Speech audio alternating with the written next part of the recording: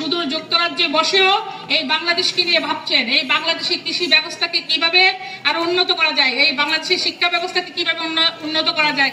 বাংলাদেশের মানুষ তাদের এই বাংলাদেশ রাষ্ট্রটা তো সবার, কিন্তু ধর্ম তো যার যার, তাই না? এখানে আমরা ধরেন এই যে হিন্দু আছে, মণিপুরি আছে, বৌদ্ধ আছে, খ্রিস্টান আছে, সর্বোপরি 90% মুসলমানের দেশ এই বাংলাদেশ।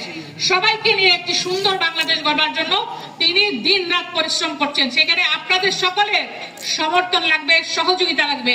আপনারা যদি আমাদের হাতকে শক্তিশালী করেন, আমাদের নেতা তারেক রহমানের হাতকে শক্তিশালী করেন, আগামী যে নির্বাচনটা হবে, এখন যারা উপদেষ্টা হয়েছেন তাদেরকে যে দায়িত্ব দেওয়া হয়েছে, তারা কি করবেন? তাদেরকে দায়িত্ব দেওয়া হয়েছে একটা নির্বাচন অনুষ্ঠান করবার জন্য। যেই নির্বাচন বাংলাদেশ থেকে হারিয়ে গিয়েছিল, আওয়ামী লীগ মানুষের ভোটাধিকার হরণ করেছিল না, মানুষ তো ভোট দিতে পারে নাই। আপনারা ভোট দিতে পেরেছেন? পারেন নাই। এই যে 3টা নির্বাচন গিয়েছে, একটা নির্বাচনে তারা নিজেরা বিনা প্রতিদ্বন্দ্বিতা 153 জন নির্বাচিত। তারপরে নির্বাচনে কি করেছে? দিনের ভোটটা রাতে করে ফেলছে। তারপরে নির্বাচনে কি করছে? ডামি আমি, তুমি আমি, সবকিছুই আমি, মানে লুইটা খামু আমি, সবই আমি, এইটা করে আরেকটা নির্বাচন করে ফেলছে। এবং সর্বশেষ এই যে 24 জুলাই আগস্টে বাংলাদেশের ছাত্র জনতা সকলে মিলে যে গণ অভ্যুত্থান করেছে, সেই গণ অভ্যুত্থানের মাধ্যমে এই ভোট চোরদেরকে একদম ঝেঁটিয়ে বাংলাদেশ থেকে বিদায় করে দিয়েছে, দেয়নি?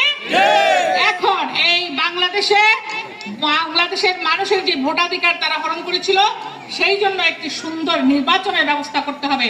যারা এই মুহূর্তে ডক্টর ইউনূসের সরকার আছেন, তাদের উদ্দেশ্যে আমরা পরিষ্কার ভাষায় বলতে চাই, এখনো সময় আছে। নির্বাচনের রোডম্যাপ ঘোষণা করেন। নির্বাচন অনুষ্ঠানের জন্য যেটুকু সংস্কার দরকার একটি সুষ্ঠু নির্বাচনের জন্য, সেইটুকু করে জনগণের ক্ষমতা জনগণের হাতে ফিরিয়ে দেন। জনগণের সরকার নির্বাচিত হোক, জনগণ তার নেতা নির্বাচন করবে, জনগণ ভোট দিয়ে তার নেতা নির্বাচন করবে। সেই নির্বাচিত প্রতিনিধি, সেই নির্বাচিত সরকার বাংলাদেশে শুধু উন্নয়ন নয়, বাংলাদেশের স্বাধীনতা, সার্বভৌমত্ব সবকিছু রক্ষার দায়িত্ব নিবে। এবং সেই দায়িত্ব নিবে আমাদের দলের নেতা, বাংলাদেশ জাতীয়তাবাদী দলের একটি চেয়ারম্যান, দেশ নায়ক জনাব তারেক রহমান। আপনারা সকলে তাকে সমর্থন করেন না? অবশ্যই করেন, আমি জানি সেটা। আমরা সবাই মিলে এই লুটেরার দল যেই বাংলাদেশকে ধ্বংস করে দিয়েছিল, সেই বাংলাদেশটাকে আবার পুনরায় নির্মাণ করব। সেই জন্য আপনারা সবাই আমাদের সঙ্গে থাকবেন।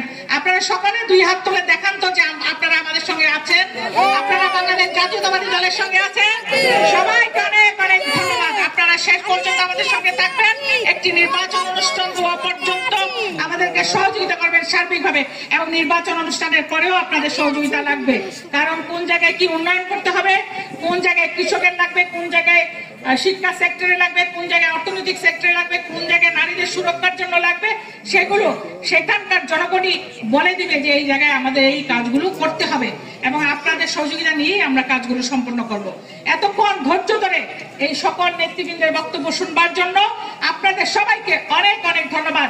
এবং শেষ পর্যন্ত আল্লাহ রাব্বুল আলামিন যে হায়াতটুকু দিয়েছেন, এই বাংলাদেশ জাতীয়তাবাদী দলের জন্মগ্রহণ করেছি, এই বাংলাদেশ জাতীয়তাবাদী দলের পতাকা নিয়েই এই পৃথিবী থেকে বিদায় নিব। যতদিন বেঁচে থাকবো আপনাদের সকলের পাশে আমাকে পাবেন। যে কোনো সহযোগিতা, যে কোনো অসুবিধায় আমাকে স্মরণ করবেন, আমি আপনাদের পাশে থাকবো ইনশাআল্লাহ। সবাই আমার জন্য দোয়া করবেন।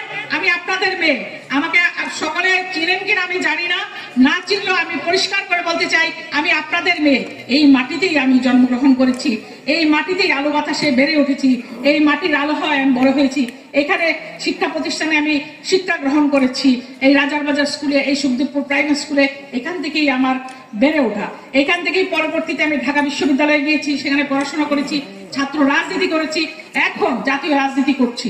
ইনশাআল্লাহ ভবিষ্যতে বাংলাদেশ জাতীয়তাবাদী দল যদি চুনারঘাট মাধবপুর আসনে আমাকে দলের প্রার্থী হিসেবে মনোনয়ন দেন, আমি আমার সর্বোচ্চটা দিয়ে আমার বাংলাদেশ জাতীয়তাবাদী দলের যেই দায়িত্ব আমাকে দিবেন, সেই দায়িত্ব পালন করবার জন্য আপনাদের সামনে আমি প্রতিজ্ঞা করছি।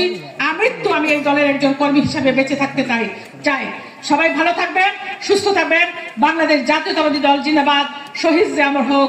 দেশনেত্রী বেগম খালেদা জিয়া জিন্দাবাদ। শহীদ জিয়া অমর হোক, অমর হোক। তারুণ্যের প্রদীপ্ত অহংকার তারেক রহমান জিন্দাবাদ।